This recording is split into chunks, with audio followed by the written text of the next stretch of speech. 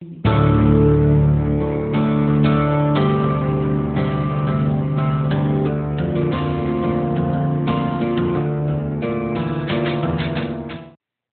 there and welcome. I'm Bob Proctor, and I am attracting good, great, and wonderful things into my life. Money comes to me in increasing quantities through multiple sources on a continuous basis through the law of attraction. And that's what I want to talk to you about, the law of attraction.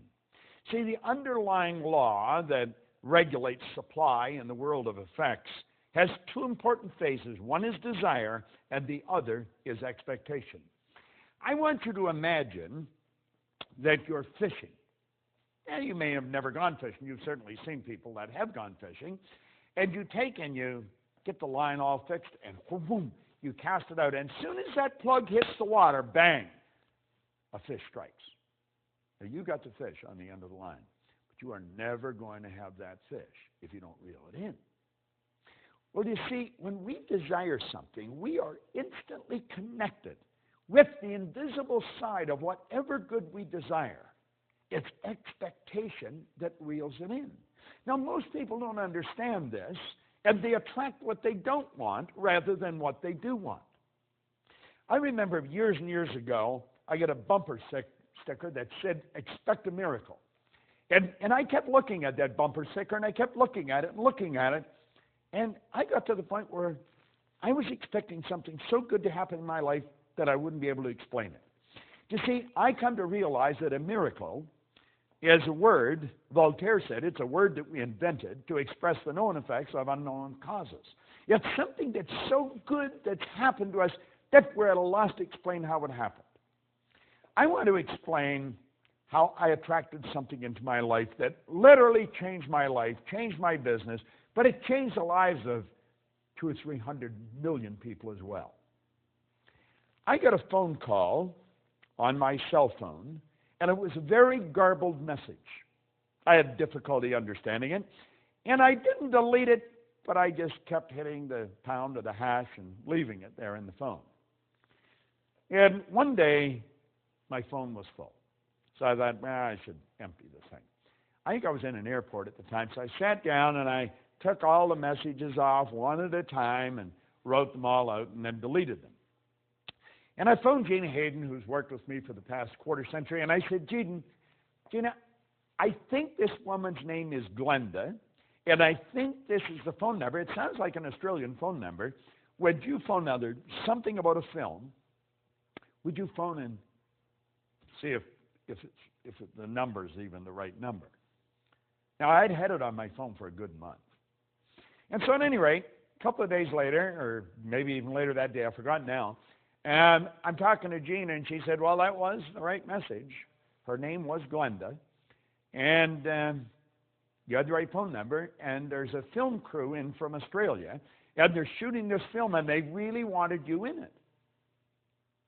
But they haven't been able to reach you, and they're shooting in Aspen all weekend, and they're going back to Australia first of the week. And Gina said, isn't that strange? Bob's doing a seminar this week in Aspen. Now, I hadn't been in Aspen for a couple of years. And I check into my hotel. I just went next door where they were shooting the film. And the film, of course, was The Secret.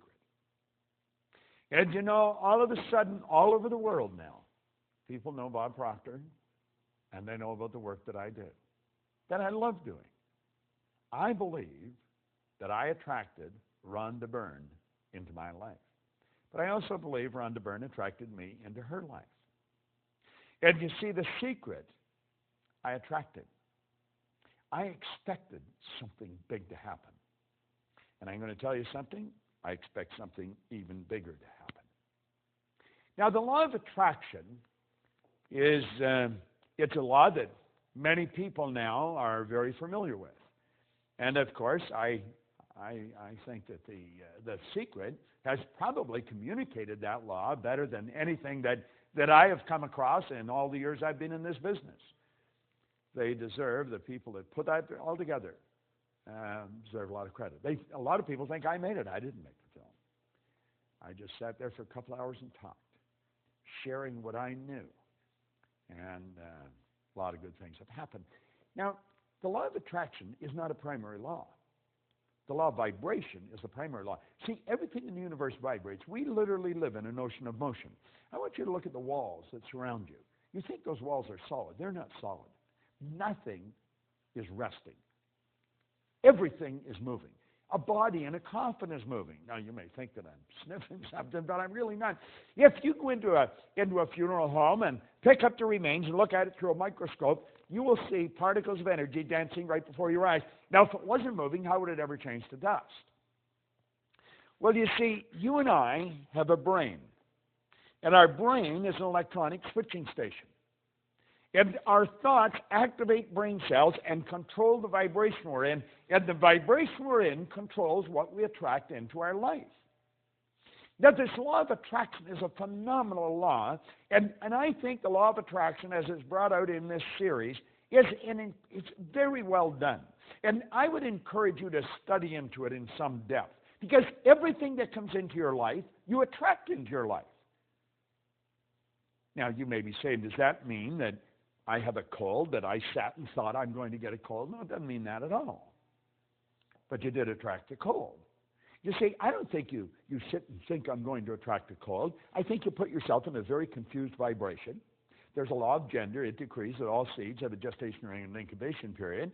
And after about 30, 45 days of going through that indecision, that confused state, you have a cold. That's what the cold is. It's just the expression of all the confusion. Anyway, we do attract everything into our life. Now, for many, many years, I had a terrible time with money, as most people do. And I was forever letting my outside world control my thinking.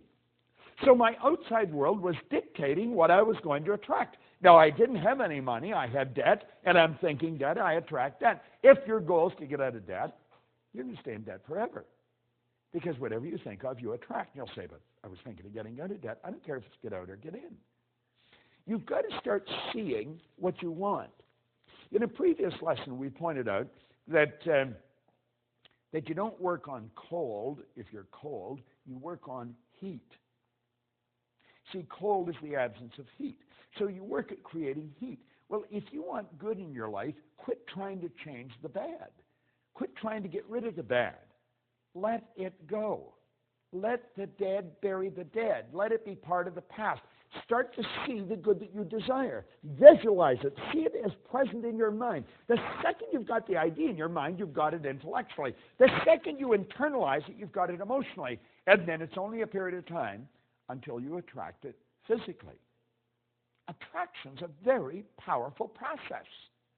We are all magnetic creatures. We're all a mass of energy. Everything in this universe works on the law of attraction. You go into some restaurants, and they're always busy. The energy is good in those restaurants. You go into others, there's hardly anybody there. Isn't that strange? You go into a clothes store, and you may be the only person there outside of the person that's running it. You go into others, and there's people coming and they're going all the time. It has to do with the energy of the place of business. And the place of business is nothing but an expression of the consciousness of the person that's running the business. When we start to understand this, when we start to understand that we literally attract everything into our life, and it's our thoughts that are controlling what we attract, our whole world's going to change. You see, nature does not deprive us of any good or desired thing. Now, Hollywell points this out so well. It does provide us with the mental equipment and the inner power to acquire and enjoy the essential good to ensure a happy and a worthwhile existence. And it all happens in a very simple method. It's so complicated because nobody studies it. See, I always feel if we can teach a little child that maybe is just learning to walk, how to talk, we can teach them language. We can teach them multiple language. A baby at birth is a linguistic genius. If we can teach the child language, surely we can teach them something so basic as these laws. You say, well, why haven't we? Because hardly anybody understood them. The parent's not going to teach something to the child that they don't even know. The parent's only going to give the child what they've got.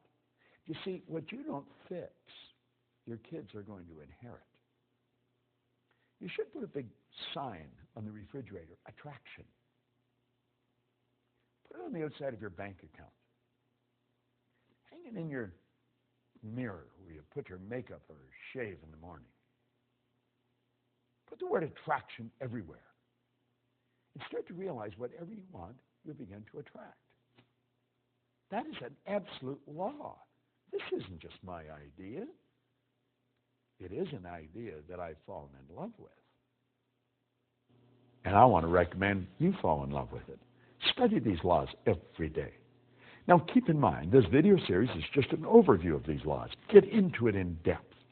Get the script. Study the script. You'd be so glad you did. This is Bob Proctor. Thank you.